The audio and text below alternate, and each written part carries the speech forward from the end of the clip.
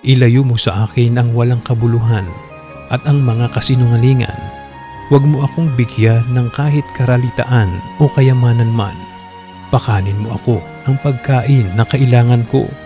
Baka ako'y mabusog at magkaila sa iyo at magsabi, "Sino ang Panginoon?"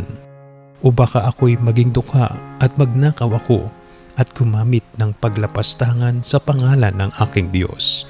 Kawikaan 38-9.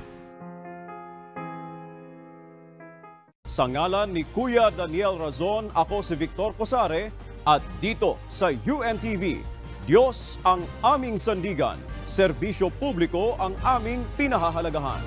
Magandang tanghali.